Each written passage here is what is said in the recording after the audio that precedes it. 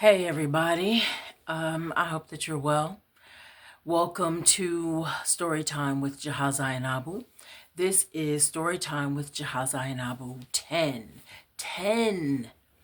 Um, so, so just to begin, yesterday I, in Storytime with Jaha Zainabu 9, I got a violation from YouTube because I had music playing in the background. I shouldn't have done that, but I did. So I don't know what happens. I don't know if they will take that down um, or what will happen. My apologies. I will, at the end of 365, do one more, just in case they take it down. So my bad. I won't do that again. But I needed the music yesterday. I needed a vibe. I was upset. I was angry. I was feeling away, and I needed a vibe. But that's no excuse. So let's see. Today I'm going to read from In the Village of My World, which is one of my ebooks. It is a collection of fictional stories. As promised, I'll begin the story times with just some random story. Today's random story is, let's see, I don't quite remember what year it was. Let's say around 2016, 2015, 2016, let's say around there. Could have been a little bit earlier, actually. But let's just, whatever. So it's about 6 o'clock in the morning, and I am I'm in Long Beach on the train station, the Blue Line station, headed to where I was staying in Los Angeles. And I had spent the night, excuse me, with a good friend in Long Beach. And the next morning, I just got up early and got on the train and headed back to LA. So I was on the train at on Long Beach Boulevard, and there it wasn't crowded. I mean, it's 6 o'clock in the morning. It wasn't crowded. On the bench, I was sitting alone on the bench, and then across from me, very short ways away, there were two black guys, like both in suits and ties, and they were talking. And then further along on like other platforms, there were a few other people, but not close enough for me to, pardon me, connect with. So, so it's me and the two black guys. And there was this white guy who was just wilding out. He was obviously disturbed mentally. He was on the street, and he was on the street, and he was just, I think he was shirtless, or just, he just was weird.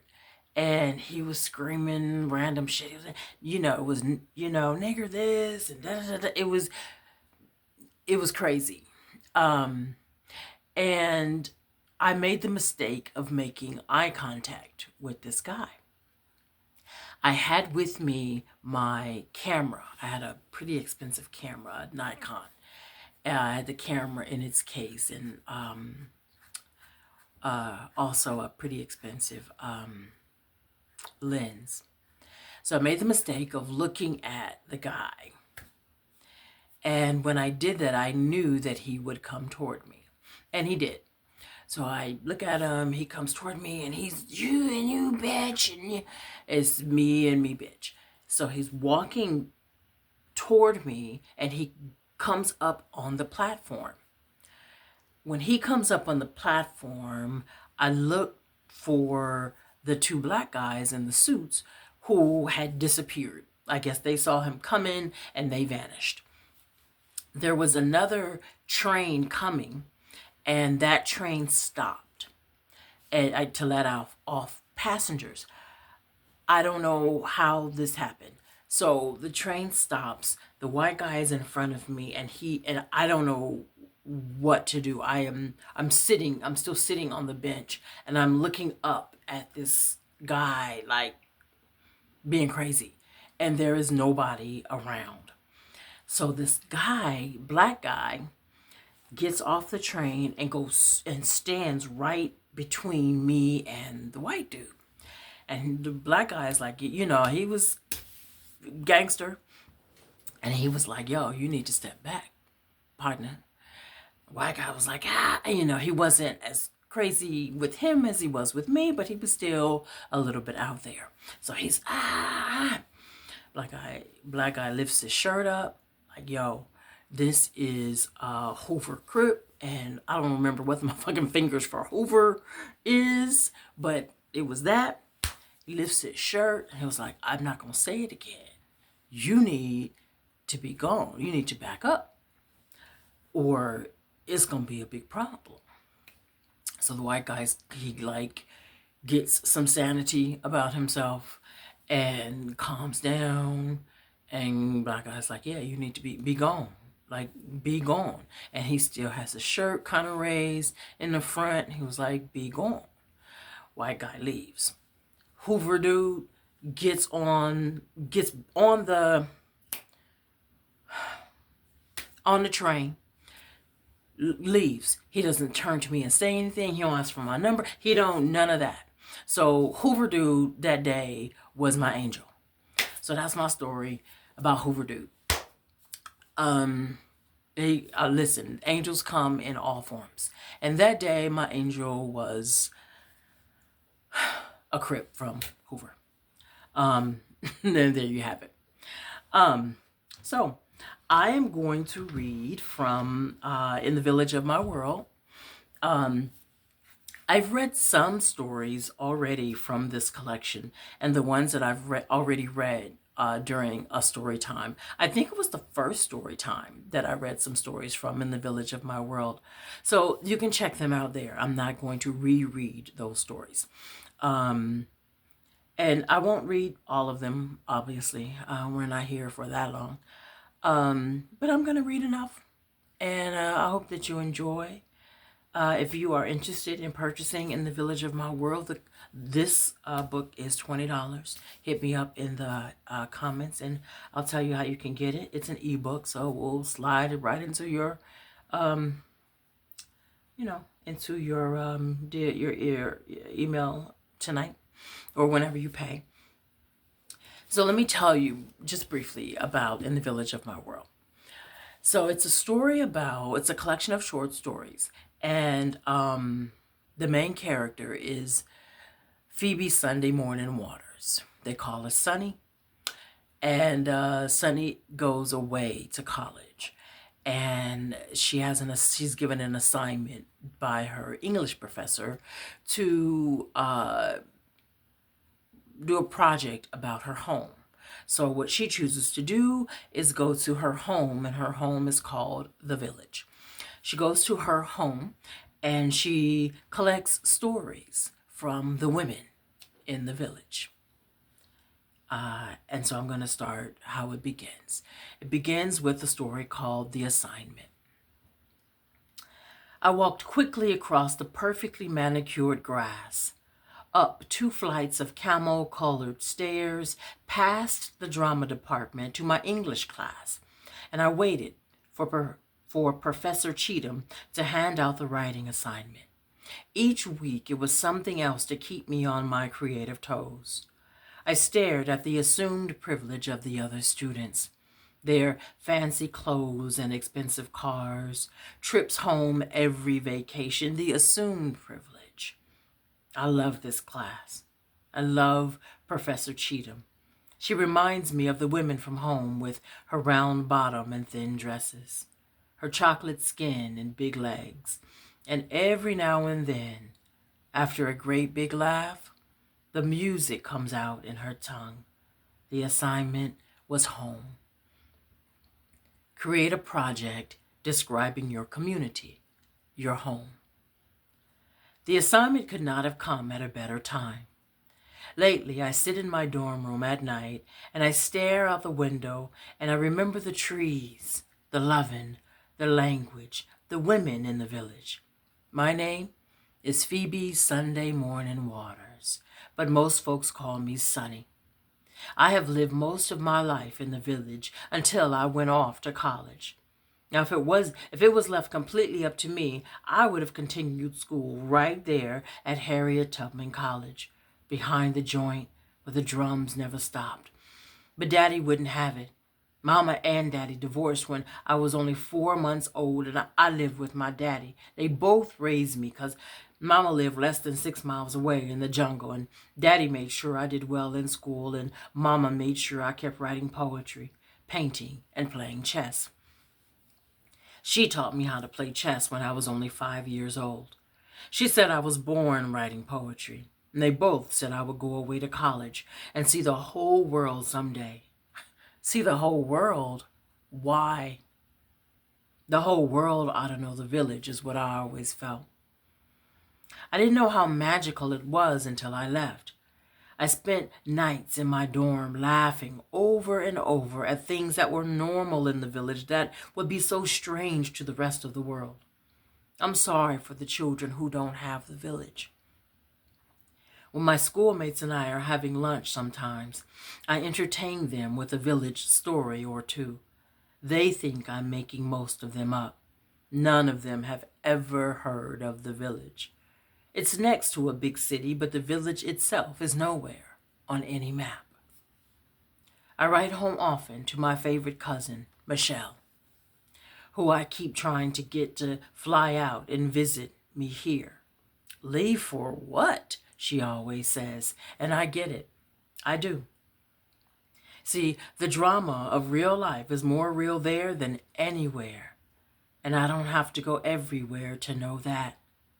From the outside looking in, it's easy for one to believe that we are slow and not progressive, that we are ignorant and stale, but nothing could be further from the truth.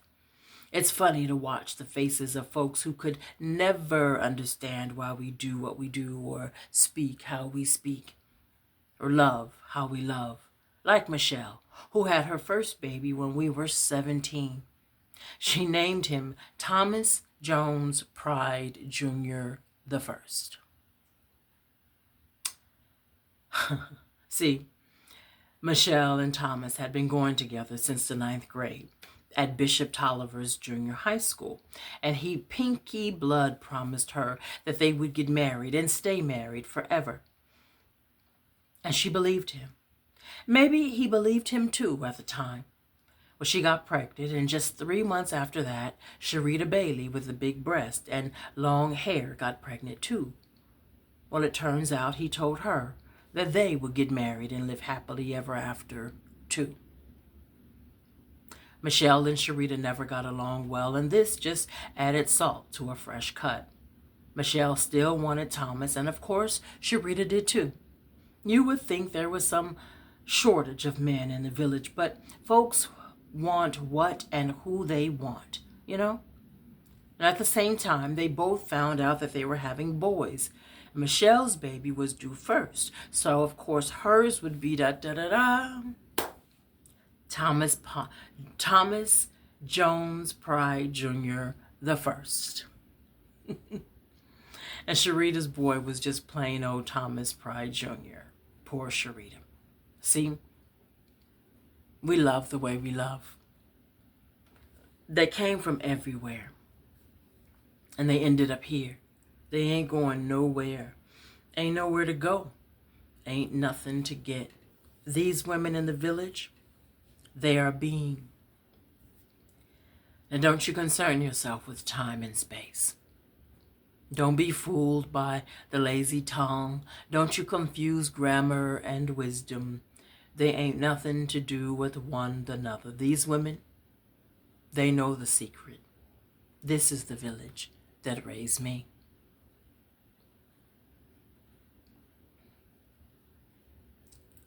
So she goes about the village, collecting stories from the women. Some of these I've already read, so check out earlier story times, and you'll find them. Let's see.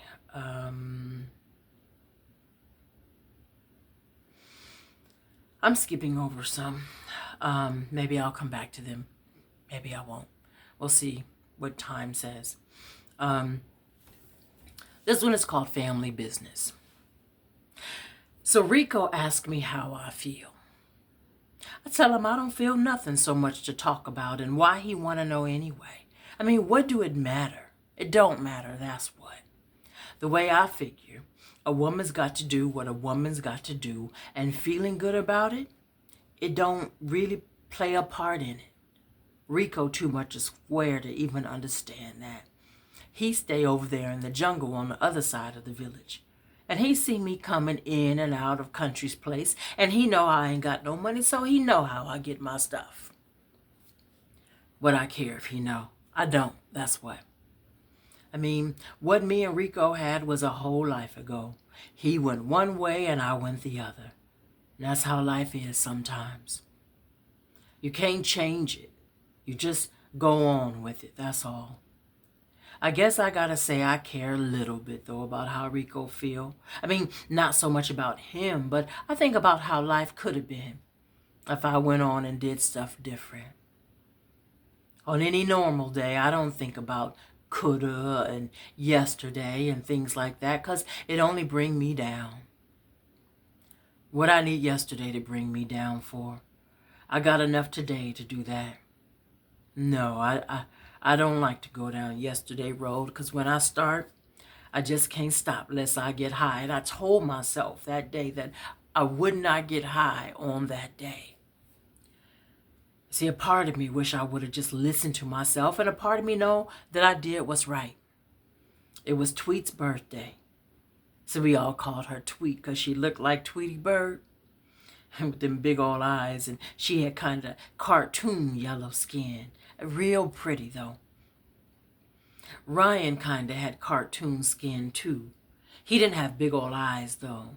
No, he had them beady eyes, and it's true what they say about folks with them kind of eyes. Don't you never trust them. Do you end up in a world of mess and heartache.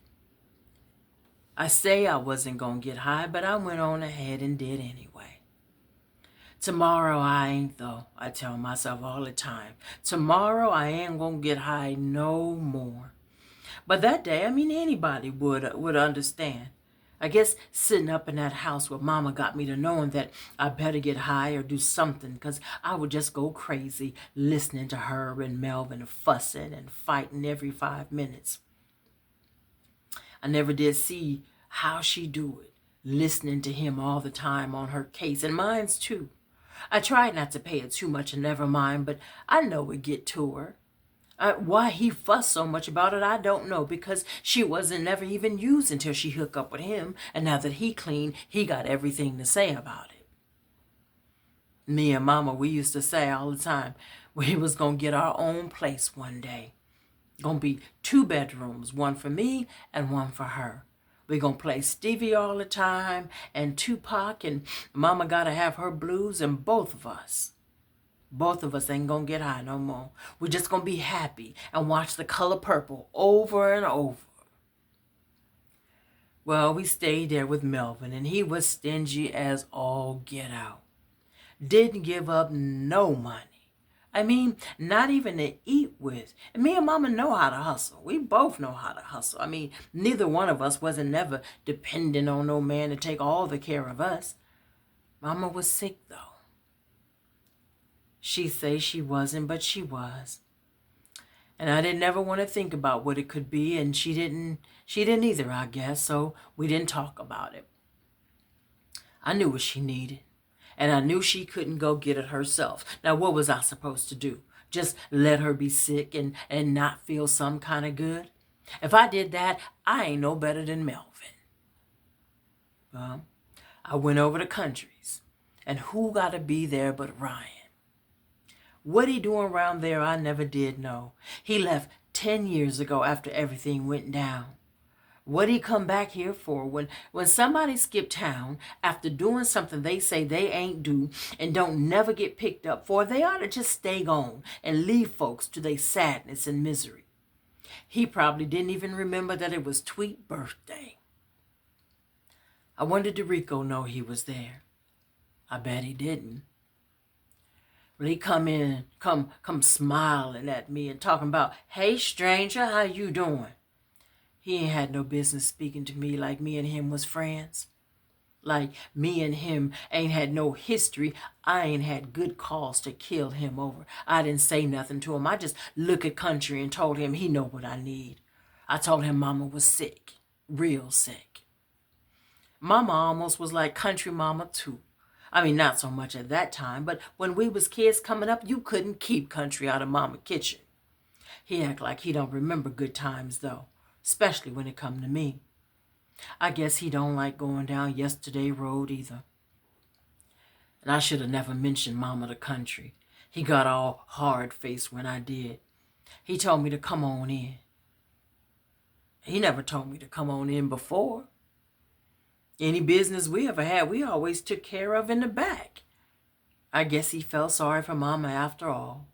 Felt sorry for me too, I guess. Country, no, I wouldn't even be like this if it wasn't for him starting me off on this stuff. Telling me it'll help ease my pain. Much pain I was in. Course I'ma try anything. Maybe me and Rico could have went on and kept up a surviving kind of life. I mean, maybe we couldn't be happy after all of that, but we could have survived together. I don't know. Country said he didn't have what I wanted, but maybe Ryan did. I just knew he ain't meaning what I thought he was meaning. I looked at him in his eyes for one whole minute, and I knew that he did too mean it. Ryan was the only one who always did have a way over country. I never did know what that was all about. I mean, everybody around there was scared of country, but nobody was scared of Ryan. But country was scared of Ryan. I don't know. Maybe Ryan had something on him worth something. I just don't know. Why? Why it's like this, country? Why you let him in your house anyway? Country, you must be crazy sending me to him. He didn't even look at me. He just sat there, playing his video game real loud. Ryan looking at me, though. Looking and laughing. I wasn't nothing but a shaking mess with all that going on. My mind just kept running old yesterday pictures. Same pictures I kept getting high for, so I don't see them. They just kept coming. Good times, bad times, all the times. Back when me and Rico and Tweet was all together.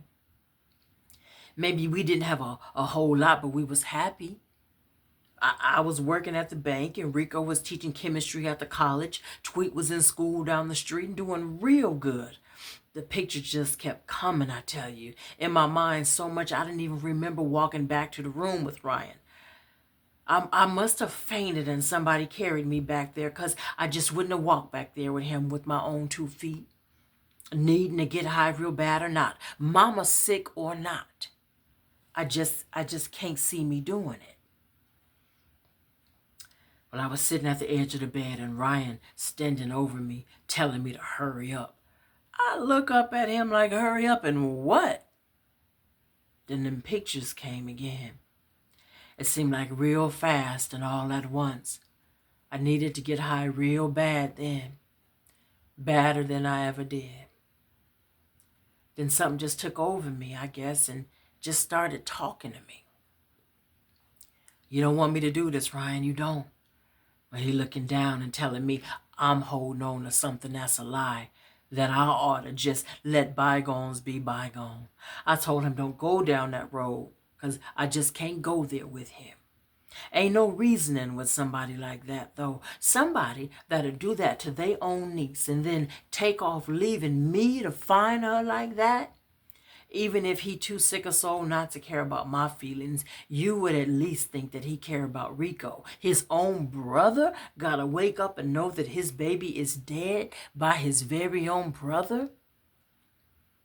Rico never did get high, though. That's the road I took. Sometimes I think I got it better than Rico. And I know that don't sound right when you look at me and then you look at him. But Rico, every day gotta live knowing and feeling that kind of pain. It just don't go away. I don't gotta feel it no more. Not no more. All them in here keep telling me how sorry they are about what's going to happen. Not me. I'm not sorry. Ryan killed Tweet with his very own hands, and that's how I killed him, with these hands. I've been sitting here in this cell for 6 whole months, and tomorrow, well, the state will get their justice, and I hope they happy, because I sure am satisfied. I will finally be with Mama and my Tweet.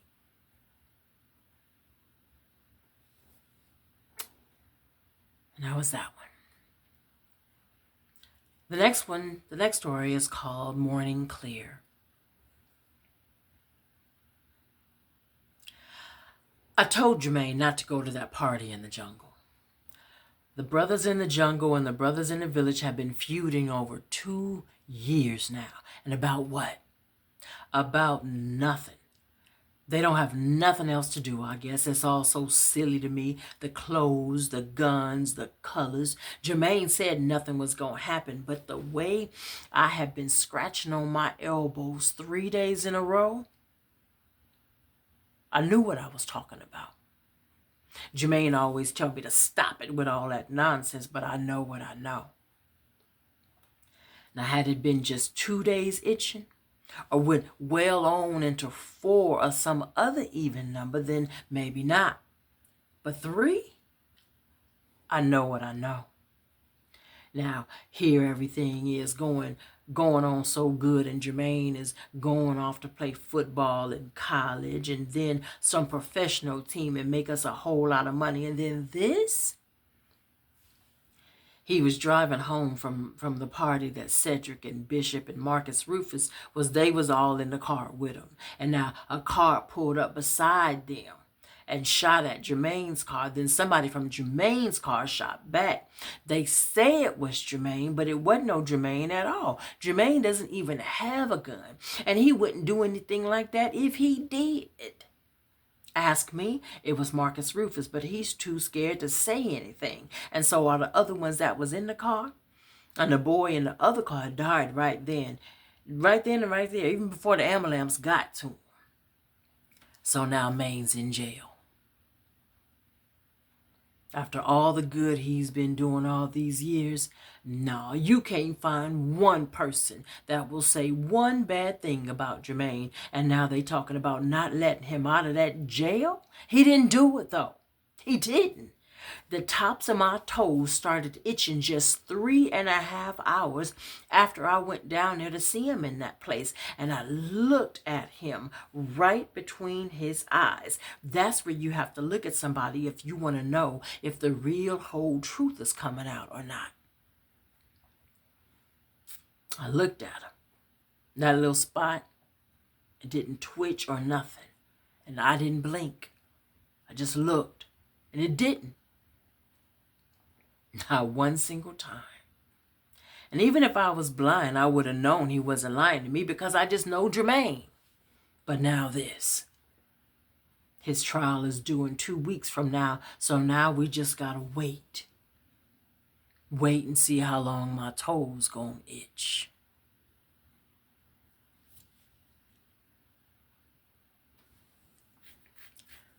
That's the village. The next story is called The Jungle Story.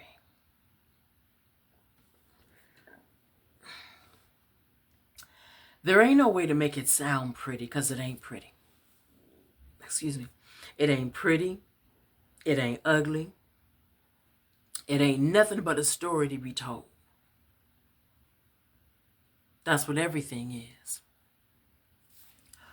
All everything is something that happened, but we always got to make it something. Got to make it good or bad. Got to make it right or wrong. Got to make it left or right. And for what?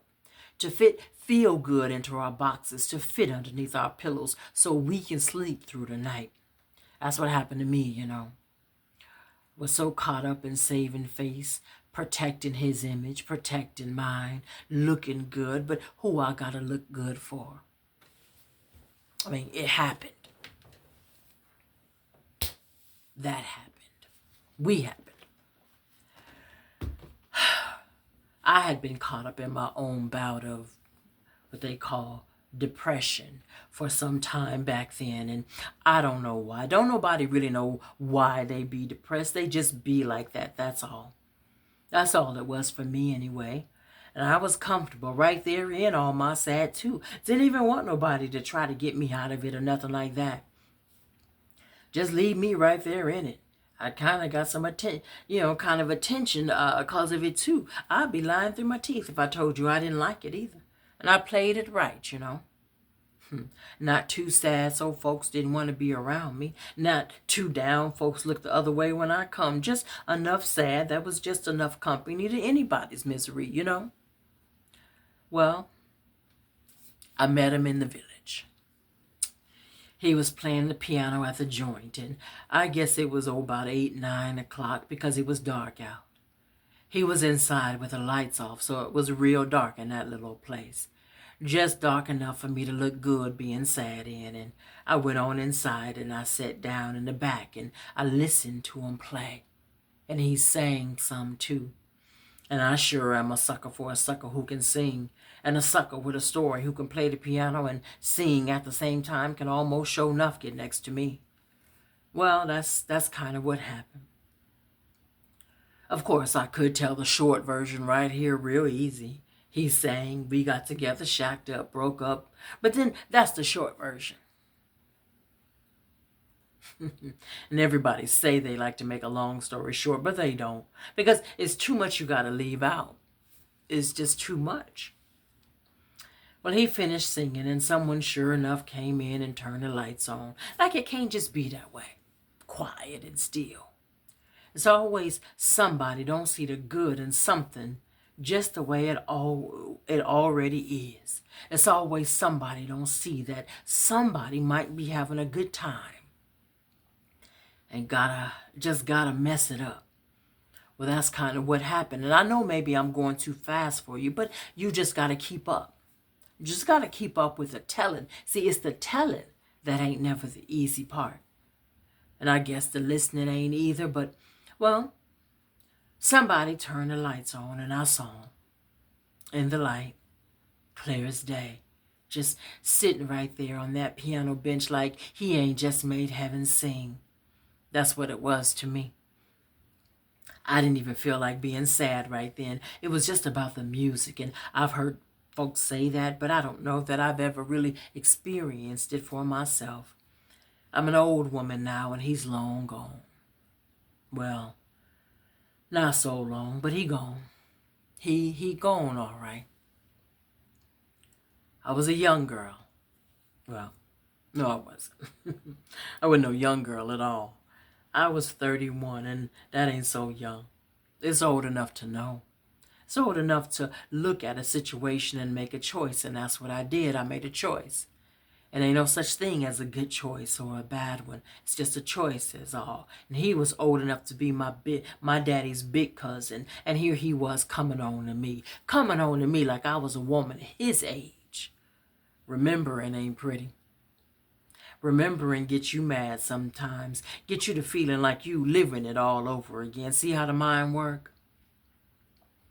I found out something though. Only reason to get mad at something is because you think that life and folks is supposed to fit the standards that you make up, but they ain't. See, life is life and folks is folks, and you. See how ain't none of them the same thing? But there I go, going on and on with it. Part 2. Folks always thought I wasn't so smart, but I was to them and what they thought. But I know me better than any of them, and I got plenty smarts. I just ain't never been the kind that gotta always be showing them off all the time is all. There's something though to be sad about when you think about it. Folks thinking that you was a fool when you know good and well that you ain't. My grandmama raised me and she knew I wasn't no fool. She told me to go on and play like one though, 'cause I had the kind of smarts that folks wouldn't understand. Wouldn't understand if they really knew, so I got good at playing not so smart. Too good, I guess. Well, he told me that I was real pretty. And it wasn't like ain't nobody never told me that before, because they have. Just the way he say it. The way he look at me and keep looking at me even after he said it, make me really believe it in a way that I ain't never really looked at it before. You ever have somebody tell you that you pretty, and then you go in the nearest bathroom and you look in the mirror and you hurry up and see what they saw? Well, that's what happened to me. He look at me like he know my kind of smarts. Like he got eyes like only me and grandmama. He didn't though. He didn't have eyes like us at all. Part 3. I was living in the jungle.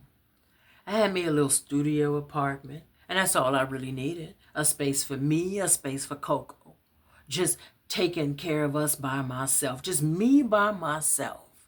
My grandmama been gone. At night sometime, she thinks she ain't gone though. I don't say nothing or nothing like that, but she gone. My neighborhood wasn't no real nice one if you looking for clean all the time and quiet at night. It just depends on what you looking for in a place to live, I guess. It sure was all right to me, though. I had me a real nice little place to cook and eat and sell my dinner plates every night. A bed that was all mine, all by myself. All mine by myself with Coco. A bathroom with a tub and a toilet and a shower and square diamonds on my kitchen floor. I really liked my diamonds. At least they was all mine.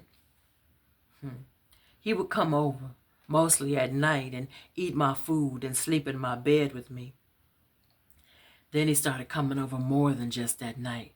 Was over there a whole lot. And sometimes I liked that, and sometimes I did not. I really like my game shows, you know. He didn't. He didn't like game shows. He didn't like country neither. He really didn't like Coco. Part 4. The brothers around there was always real nice to me. They bought my dinner plates at night, and some of them even tell me I'm pretty. I mean, not the way he did, so I rush in and look in the mirror to see what they was looking at, but they tell me, and that's nice too in a world like this, to say that to somebody, don't you think? Well, most of them over there hang out in front of my building. They just there to sell them drugs. I never did mess with none of that. I never did do it. All of them listen real good to country. I guess he the leader because he sell the most drugs, or because he got the most guns, or know the most cars that pull up. I don't know, but they all listen to him real good. And he say don't mess with me, and don't none of them never do. Never did. Some folks got a way of messing up a good thing though, you know. Part 5. Well, I found out that he got kicked out of his place because he wasn't paying the money every month. You got to pay the money every month, or they will kick you out. They say I ain't got no smarts, but I do know that. He didn't even ask me. He just moved in with me. He told me because I needed somebody to take real good care of me because I was over there all by myself, and somebody like me don't need to be by theyself like I was. I pay the money every month, though. Didn't nobody never kick me out because I didn't pay the money. Well, he came and brought his shirts and pants and drums and shoes, brought his TV and some books. I didn't ask for none of it. None of it. Besides, I already got a TV and ain't really no room for two. I told him ain't no room for two TVs, and he say we just gonna sell mine. I didn't want to sell mine, but I didn't say so. And I guess that's the kind of smarts people talking about that I ain't got. He tried to sell the TV to Country downstairs. But Country said no. To this day, I don't know why my TV ain't good enough for Country. But he sure didn't take it, though. And he told him, don't never bring him nothing down there to him. And stay out his face. And if he knew what was really good for him, he would move out of my place and let me be me. I mean, it was just a TV. I tried to tell Country later on that he didn't have to get all mad about him trying to sell the TV. It's just because we didn't have no room for two. I guess country ain't have no room for two TVs neither. I guess I ain't never gonna be smart enough for that one to make no sense. I mean, folks used to bring country stuff all the time, all hours of the night. Some stuff I know for a fact he had already had two of. TVs is different, I guess. You know, it was on account of the TV that we had our very first argument. You know, I really like my game shows. But he said wasn't no game shows gonna be played on his TV because there's other stuff going on in the world. And even though I wasn't so smart enough to understand, I could at least try to get some smarts. He aimed to teach me some smarts, I guess. I was plenty smarts, I tell him all the time.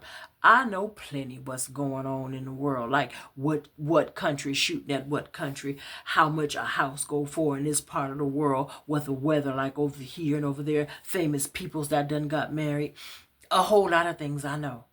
I just love my game shows too. I never see nothing wrong with that. He tell me I can't watch it though, and I should have known then. Part 6. Coco has been with me since I was 16 years old. And I will say this. If anyone has ever really truly loved me, besides my grandmama, then it would have to be Coco. It ain't what folks say to you that let you know that they love you. It's how much they let you be yourself. That always tell it. That always give it right away. I don't ever have no pretending to do around her. Never. Never. I wake up in the morning, I open the blinds to see the sun. I like to sing. And I know that I don't have the best singing style, but I do like to sing. Whatever it is get you going good early in the day, it gotta be some kind of good to God. I mean, it gotta be. Coco like it too, I think. She never said so different. He said so, though. Now, Coco got short, curly hair and real dark chocolate skin, like licorice. She got pink lips and purple eyes. She got magic eyes. She can see and she can hear and she can talk and understand and got plenty smarts like me. I mean, even though folks think she don't, but she do. She sure do. And I made a pallet for her right at the front door because that's where she liked to sleep. Now, why anybody want to sleep right at the crack of the front door, I don't know.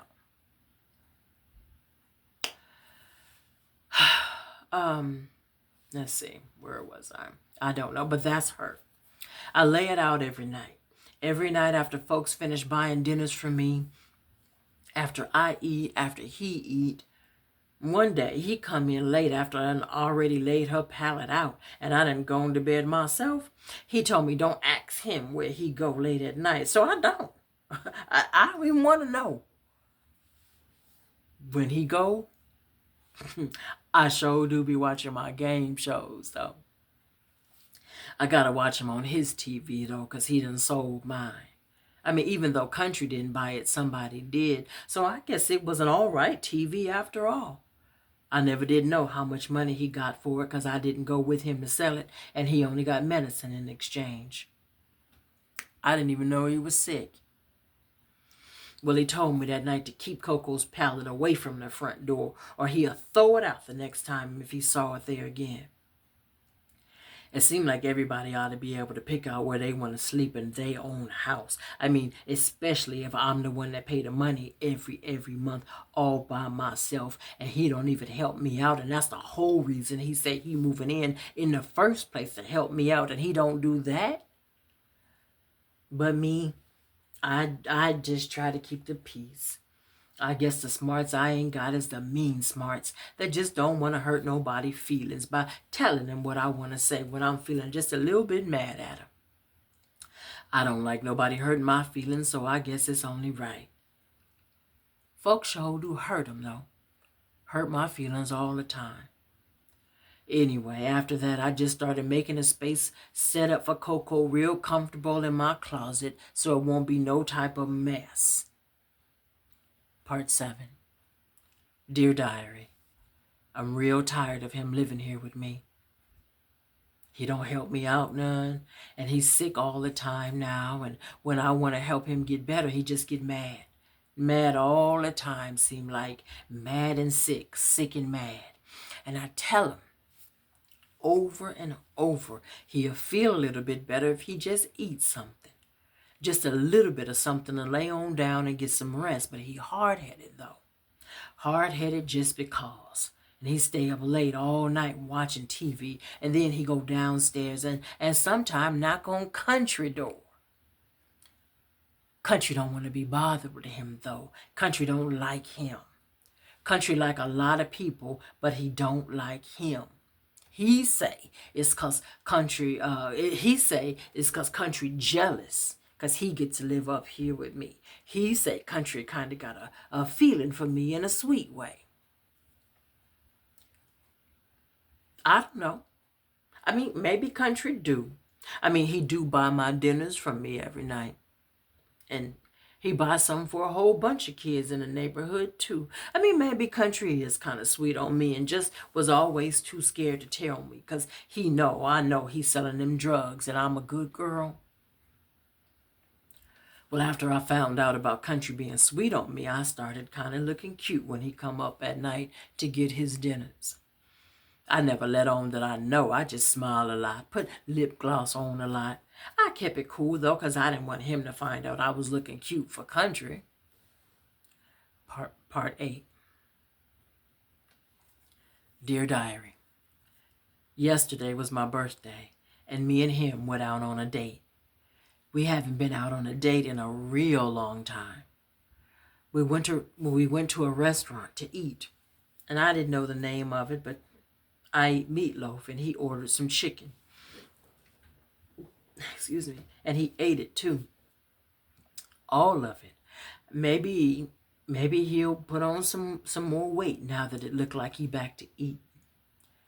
He told me that he was real sorry that he haven't been taking good care of me like he said he would, but he just needed to test me out to see if I could really handle myself, because he ain't gonna be around forever. I asked him where he was going. He said home to be with the good Lord one of these days. He told me he needed to talk to me about a big job coming up out in Dallas. It's a real big job, and we gonna be rich. He just got to be trained real good to do the job. He got to leave soon so he don't miss no part of the teaching. He only gonna be gone a week, and he need money for the training class though. And he gonna pay me back every single penny with the money from the job. And he promised me we gonna be rich.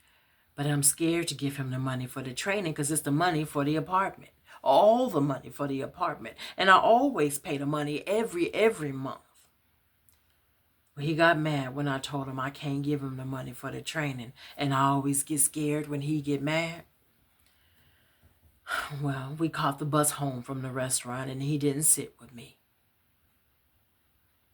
He was crying. I saw him crying. I never saw nothing like that before. And right then I knew how much that training meant to him. He cried the whole way home, but he didn't want me to see him, so I pretended that I didn't. Part 9. The police came one night. Whole lot of police. They came the night before he was supposed to get back from Dallas, and I was scared that night, and I wished that he could be home with us. And there were about 20 of them, and they all came in the stairwell screaming and yelling and all of that. And they went to Country's place and took him out wearing his robes and his house shoes. And he was in the back of that police car, and he was sad sitting back there. I could tell. And just then it came to me. With Country gone, things was going to be a whole lot different from me around there. I mean, folks had not even been buying my dinners as much since he moved in, and the Country said that would happen. A lot of folks didn't like him, not just Country all by himself. It turns out he was being mean to folks coming around just to get my dinners. And Country started buying more and more. And sometimes it was only 'cause of Country I had all the money I needed to pay all the money every month. And I didn't ever have to get none from Coco. No, I needed them to take away. I didn't want them to take away my country. I took to calling him that, my country. All of a sudden it came to me to tell them police that I needed country to stay because he was a real good guy. And even though he sold them drugs, he didn't make nobody buy him or nothing like that. And to let them know how good he been to me, buying my dinners and all, and letting all them other guys around there know not to be messing with me. Yeah, I knew that if I just talked to them, they would understand and let country out of that car and out them handcuffs. But I put my robe on and I ran out fast as I could. Don't take them. Don't take them. And I started banging on the windows. Don't you take my country. And then one of the police grabbed my arms and tell me, go and get back in the house before he take me away too. I told him I don't want to go away. I just want country to stay here. Leave him here. Leave my country here. And I saw him just then, running up the street. Running real fast too. I didn't even know he could run so fast.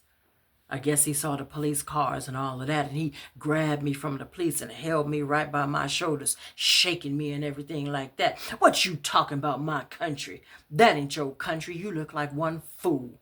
I'm going to teach you something real good. You get on inside that house right now. And my country was sitting in the back of that car and heard him yelling at me like that, and then started screaming himself, don't you touch her. Don't you put your hands on her. You hear me? But I don't know if he heard him or not, because he was still yelling at me, yelling and dragging me up to the apartment. Well, we got inside and he closed the door and threw me on down on the floor. And he stopped screaming real sudden and stood real still. Just stop. Stop right there in front of the TV. He just stopped and stared at the game show on the TV. My game show, his TV. How did I know he was going to come back a whole night early? I didn't. That's how. He turned around and I saw a fire in his eyes I ain't never seen in nobody before. And then there was me always trying to help a situation out when sometimes it ain't no good to be brought to it. It just got to play its own bad self out, that's all. Now, come on now, baby. You just upset right now about something that ain't got nothing to do with us. Let me go on and make you some food and pour you a drink, okay? Yeah, he had took to drinking more than usual around about that time, too. Let me go on and start fixing you a bath, too. And he didn't say nothing, so I got up slow and went into the kitchen. And I went and hurried up and fixed him a dinner plate. I took some greens out the fridge and some corn I had and some bread from the day before. I didn't have no meat ready, so I just went on and microwaved some frozen fish sticks, and I hoped that would do. And I put the plate down real slow. Put the, where was I? Hope that would do. I put the plate down. Oh, I put the plate down and real quick to run into the bathroom and start fixing his bath. And I passed the living room and I saw him just sitting there in a big old chair with the same fire in his eyes, just staring off into space. And I didn't know what was wrong with him, but I was sure scared. The white part of his eyes was red, and the black part of his eyes was big, real big. And he was sitting there rocking back and forth. And that wasn't even no rocking chair he was in either. But there he was, just a rocking. What is she doing in here? I heard him screaming from the chair. I was still in the kitchen fixing his plate. I brought it into him real fast. I wanted to see what he was talking about. You heard me. What is she doing in here? Then my whole heart just stopped. There he was, holding Coco by the neck, squeezing real hard too. Please don't hurt her. Please, I didn't know you was coming back early, and I had to give her just a little break from that closet. She don't like it in there. Besides, I was so lonely with you gone, I needed some kind of company. She ain't no company, you stupid gal. She ain't even real. She real to me, though. She like my very own baby. And what I say that for? Well, he come charging at me so fast my own 2 feet froze, and I set the plate on the table so I wouldn't drop it to the floor, except I spilled the drink at his feet, and the glass slipped right out of my hand before I even knew it and shattered on the wood floor. I'm so sorry, baby. I'm real sorry. I sure didn't mean to do it. Then he started laughing real hard at me.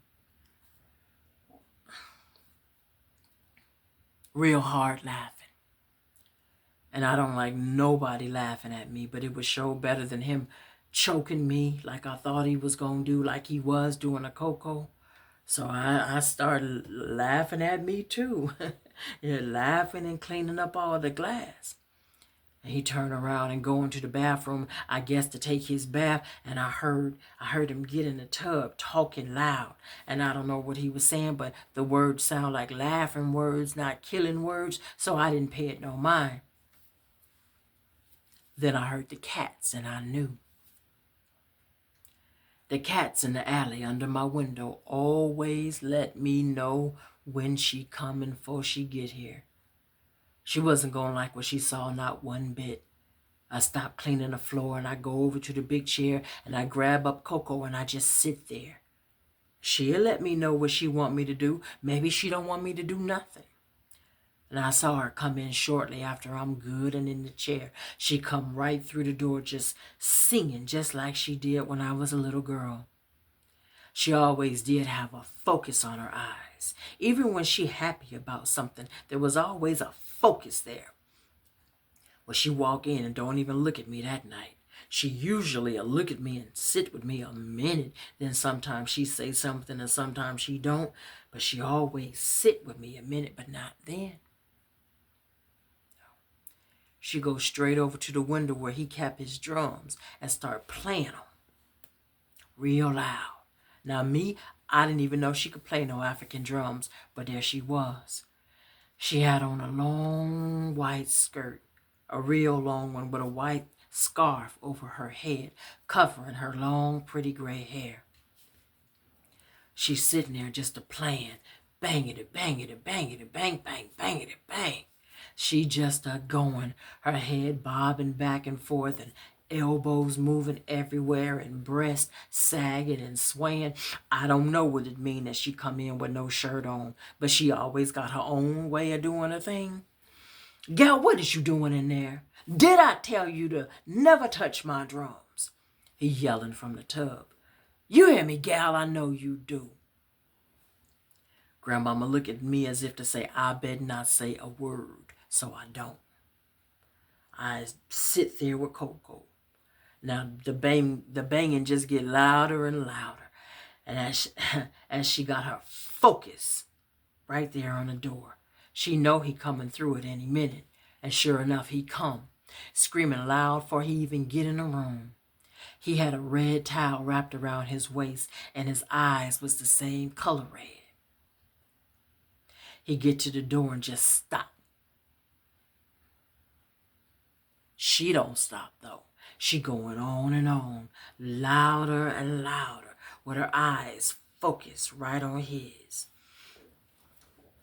And right then, his eyes ain't red no more, they white, scared white. He walking over to her like he ain't scared, but I know scared when I see it. Then his feet start moving toward her real slow, like he ain't even controlling them. She playing hard and he walking slow. Then before I even know it, he right there in front of her and she just stop. Just stop. She get up real slow and I'm thinking it's something real dramatic gonna happen like it do in the movies, but it don't. She look up at him and hold his face in her old hands, just held his face, seemed like for a real long time too. Then she start laughing. Laughing. And he's so scared he don't know which to do. So he start laughing too. I know that kind of laugh. Then I see her hand start holding his face hard, squeezing like he was doing a cocoa. And she's still laughing hard. He ain't laughing no more. He crying, ugly crying, like the kind when you know you done something wrong and you think don't nobody know, but then you remember that God see everything. Then blood is coming out of his eyes where the tears should be. And by now she lay him down on the floor and he's still crying, blood crying and looking up at the ceiling.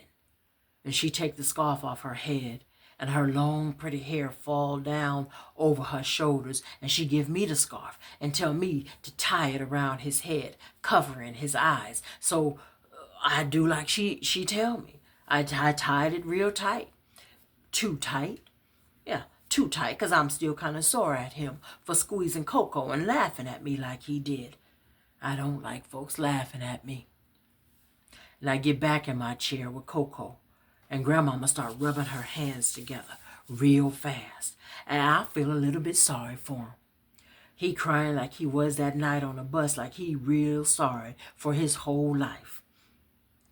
Grandmama stopped rubbing her hands and hold him high and start singing.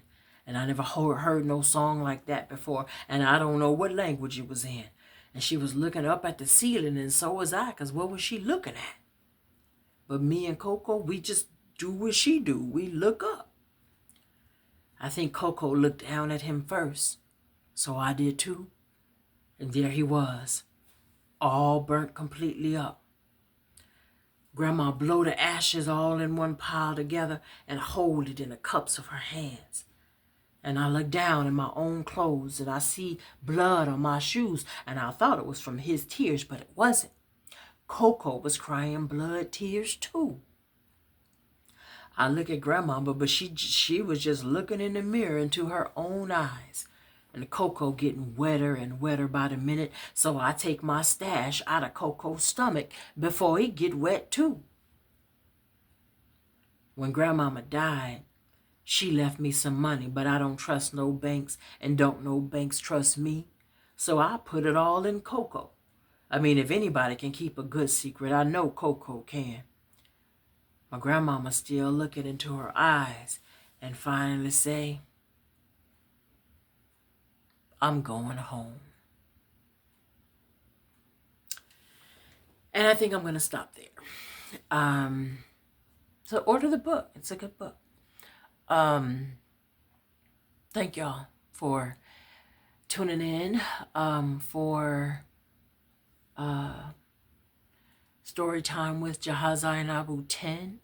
10 is a big number. It's a big deal. I've been doing this for 10 days straight. I said I was going to celebrate every 10 days.